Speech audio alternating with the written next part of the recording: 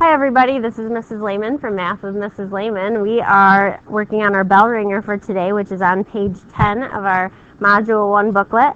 The question is, at a country concert, the ratio of the number of boys to the number of girls is 2 to 7. So your first step in solving that is to write, boys to girls, and draw a tape for boys to girls 7, so 1, 2, 3, 4, 5, 6, 7. Alright, so 1, 2, 3, 4, 5, 6, 7 units there. It says there are 250 more girls than boys. Where would I put that information? Who can tell me where I would put that information? Well, I separated the two girls. You want to come up and draw it? Yes. Just hold this. Okay. So I separated it like that, and then I put the 250 for the more girls. Perfect. Nice job, Katie. Thank you. All right, so check your paper. Please make sure you only have that section labeled as a 250. Okay, because it had the word more, we know that's what's above the amount of boys. How many boys are at the concert? So how do I figure out, first of all, when you have a tape diagram, your goal is to figure out the value of 1 unit. So how am I going to use what I've been given to find the value of 1 unit? Somebody. How do I find the value of 1 unit? LJ. By doing 250 divided by 5. Very good. Yep, 250 divided by 5, because at 250 represents 5 units. We're going to take 250 divided by 5. That's going to give us the value of 1 unit. So when you do that, you're going to get 50. So a lot of kids I noticed put an answer earlier of 50. That's not the answer. What do I have to do with that 50 as my next step? Caleb. Put the 50 in all the boxes. Perfect. Thank you. Alright, so the next part after putting the 50 in all of these boxes is to answer the question of how many boys there are at the concert. Alright, how many boys are at the concert? Vivian, you want to answer that? She's declining comment. Alright, Caleb would like a second shot here. There are 100 boys at the concert. Hooray. Thank you. Alright, so 100 boys at the concert. Alright, so 100 boys are at the concert. Okay, any questions on that? Alright, we are going to move on to today's lesson, and then at the end of class we'll come back and review your homework from yesterday. Okay, so if you guys could flip ahead to page, let's see, this is page 18, please. Alright, today we're going to take a look at tables of equivalent ratios. We're going to look for patterns in the ratio tables, and we're going to try to fill in any missing data. Alright, so this first example they give us says, to make paper mache, the art teacher mixes water and flour. For every 2 cups of water, so I'm going to underline that, for every 2 cups of water, she needs to mix in 3 cups of flour to make the paste. Has anyone here ever made paper mache? Few people? Okay, you make like sculptural type things out of it. It says, find equivalent ratios for the ratio relationship 2 cups of water to 3 cups of flour. Represent the equivalent ratios in the table below. So, let's put our ratio in here. Under cups of water, what would I put there? Drake. 2, he said. Cups of flour would be what? Katie. 3. Very good, 2 to 3. Now, we're going to scale those up. So if we are making this batch for more children, we maybe want to double our recipe. If we want to double our recipe, what would the cups of water be? 4, And the cups of flour would be? 6, Very good, Trisha. So we have 4 to 6. Who can tell me the next one? Genevieve. It would be 6 cups of water and 9 cups of flour. Very good. So 6 cups of water, 9 cups of flour. The next one, Mia. 12 cups of water, 18 cups of flour. Okay, so what Mia did is she actually, that is an equivalent ratio. It's just you jumped up a whole bunch, all right? So let's just go to the next one, okay? So Mia, what would the next number be? Next number would be 12. All right, we doubled the 2, then we tripled it to get to 6. Now let's quadruple it. So 2 times 4 is what? 8. 8, very good. So we're going to have 8 cups of water. So if we quadruple the 3 cups of flour, so times 4, what's 3 times 4, Mia? 12, very good. Does everybody understand how she got that? What Mia initially gave as an answer was, I can't remember now what she said, but she jumped it way up, all right? So she messed up, she said. I can't remember the number she gave, but she was, 18? 12 and 18. Now, that would have worked because she multiplied 2 times 6 and 3 times 6, and that would have been equivalent. It's just, I don't want to skip any rows right yet. All right, and then the last example, who can tell me that one? Caleb? 10, 15. Very good, 10 to 15. All right. Let's scroll down. It says, Javier has a new job designing websites. He is paid at a rate of $700 for every 3 pages of web content that he builds. Create a ratio table to show the total amount of money Javier has earned in ratio to the number of pages he has built. So if he built 3 pages, how much money did he make? LJ.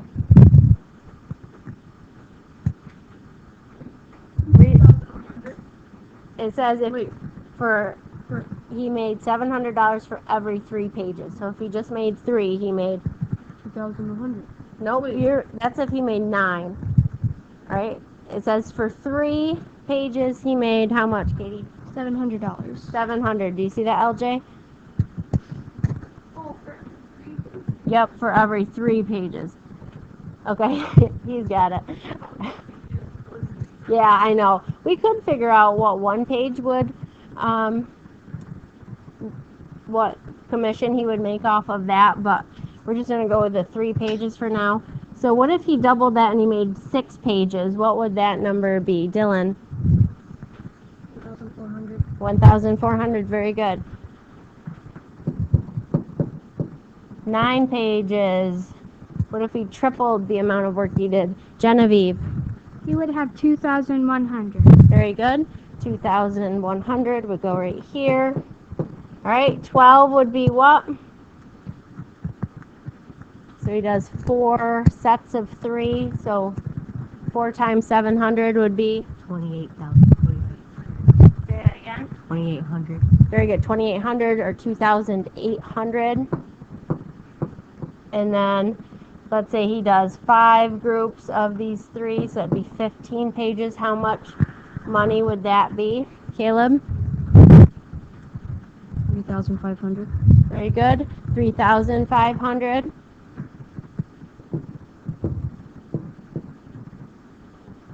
And the next one, Genevieve? 4,900. Very good. We skipped one. And so 18, that's 3 times 6. 7 times 6 would be 4,000 what? 200. 200, yep. 4,200. And then 3 times 7 would be 21 pages. 700 times 7 would be what, Dylan? 4,900, good.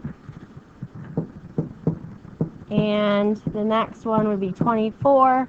So that's 3 times 8. So 700 times 8, LJ? 5,600. Very good, 5,600. All right, so Javier is saving up to purchase a used car that costs $4,200. How many web pages will Javier need to build before he can pay for his car? Bless you. Yes, ma'am. I don't know. What was that? Okay, Madison's really upset with me because I didn't write commas here. All right, but you need to stay focused. All right, how many web pages will he need to build before he can pay for the car, Madison? 8. 8 pages?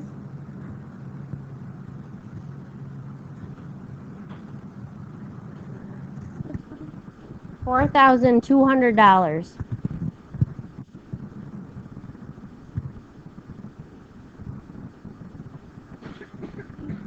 $18, very good. So 18 pages.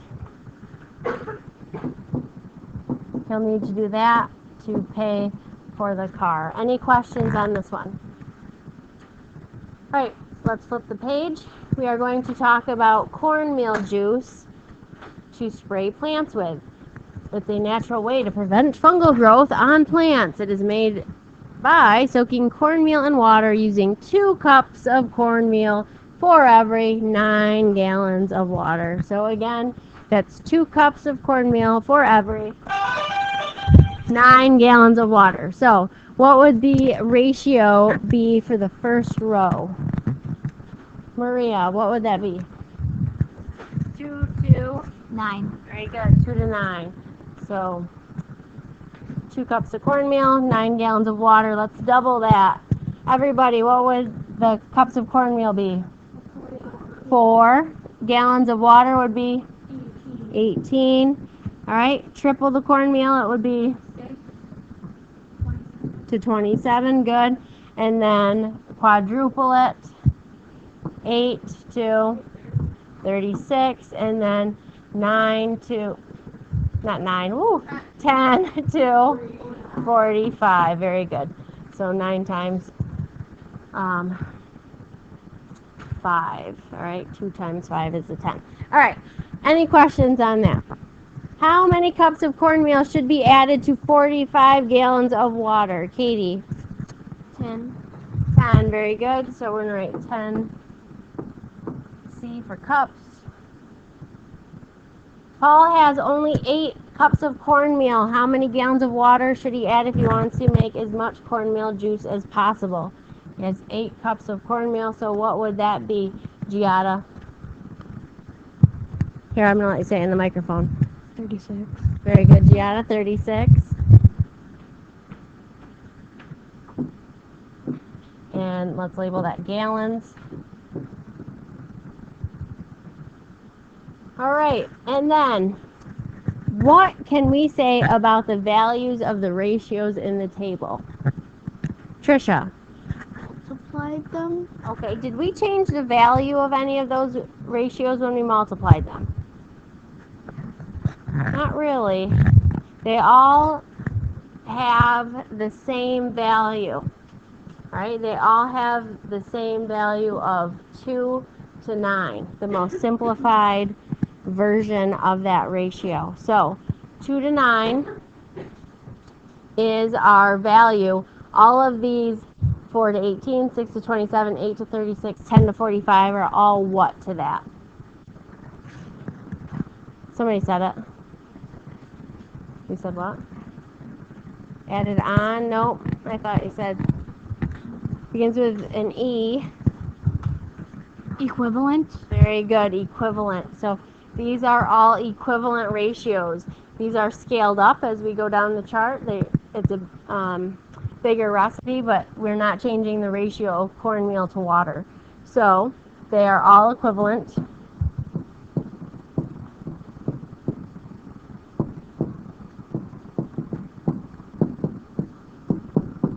To 2 to 9.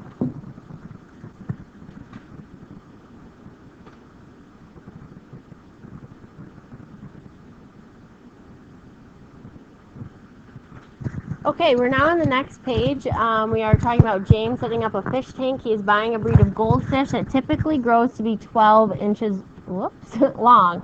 So let me undo that. 12 inches long. It is recommended that there be 1 gallon of water for every inch of fish length. So it's not for every fish, it's for every inch of the fish. All right? And how long do the fish, in this case, grow? Each fish is how long? 12 inches. So if we have 1 fish, how many gallons of water are we going to want? Everybody? 12, yeah. So if we have 1 fish that's 12 inches long, we want 12 gallons of water. What if we have 2 fish? Everybody together, how many gallons of water would we want? Good. 3 fish? 4 fish? 48. And 6 fish? 60. Very good. Okay. Oops. I was just checking to see if you were paying attention. Not really. Okay, I just goofed up. So 5 fish is 60 gallons in the tank. So what size tank is needed for James to have 5 full-grown fish? 5 fish would need a tank size of what, Trisha? 60. Very good. 60 what? Gallons. Good. So 60 gallons. All right. How many fully grown fish can go in a 40-gallon tank? So you've got a 40-gallon tank. How many fish can you put in there without killing any? Caleb. 3. Why 3 and not 4? Because 4 is 8 more than 40. Okay, and yeah, they've got to have at least the 12 gallons. So you can only fit 3 because if you wanted to have 4 fish, you'd need 48. So 3 fish. All right. What can you say about the values of the ratios in the table? They are all what? Equivalent. Very good. They are all equivalent to what? Very good. Equivalent to 1 to 12. So for every 1 fish, you need 12 gallons of water. All right? Any questions on that? All right, good job. Hi, everybody. I'm back again. I'm just going to go over the lesson 7 exit ticket, which was the homework for last night, or actually Friday evening. So it says, Alyssa's extended family is staying at the lake house this weekend for a family reunion. She's in charge of making homemade pancakes for the entire group. The pancake mix requires 2 cups of flour for every 10 pancakes. So it asks us to write a ratio to show the relationship between the number of cups of flour and the number of pancakes. So we need to write a ratio. If you go back up into this section, it tells us flour was 2, pancakes 10, or written as a fraction, that would be 2 to 10. That was flour to pancakes. Number 26 says determine the value of the ratio. So that means you need to simplify it or put it in lowest terms. So you look at that fraction that you have, 2 to 10, and just simplify that down. Both the top and bottom are divisible by 2, so that would be 1 to 5. So for every 1 cup of flour, you could make 5 pancakes. You're then going to use that value of the ratio, 1 to 5, to finish these multiplicative comparison statements. So it says the number of pancakes is blank times the amount of cups of flour needed. So if you look at that, you can make 5 5 pancakes for every cup of flour. So the number of pancakes is 5 times the amount of cups of flour. Part B says the amount of cups of flour is blank, needed is blank of the number of pancakes. So you need less flour. That ratio would be 1 to 5. So you would read that as the amount of cups of flour needed is 1/5 of the number of pancakes made. If Alyssa has to make 70 pancakes, sounds like fun. How many cups of flour 70 pancakes, how many cups of flour will she have to use? So there's two approaches you can use to solve this problem. You could start with your original ratio and set up a proportion. We know that it is 2 cups of flour for every 10 pancakes. So, oops, I just wrote 10 instead of P for pancake. And then I'm going to put 10 here. So I want to figure out 70 pancakes. So I would put that on the bottom because this 10 right here involves pancakes. This 70 involves the pancakes. So to find the relationship between 10 to 70, that's times 7.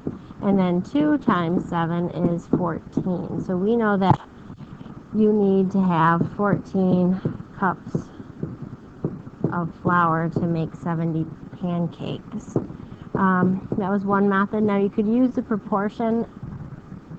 Also, if you simplified it down 1 to 5, and that equals what amount of flour for 70 cupcakes. It's the same thing. To figure out how you get from 5 to 70, you would divide that. You'd realize that it's times 14, and you would still get 14 out of 70. The other method I would recommend using, if you're not using a proportion, would be to make a tape diagram. So you could do flour was 1 cup.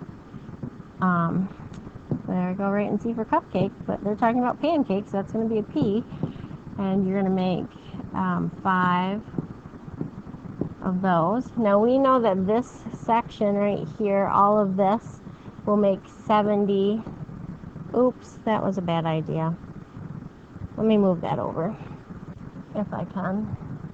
Please hold. I'm going to lock this in place.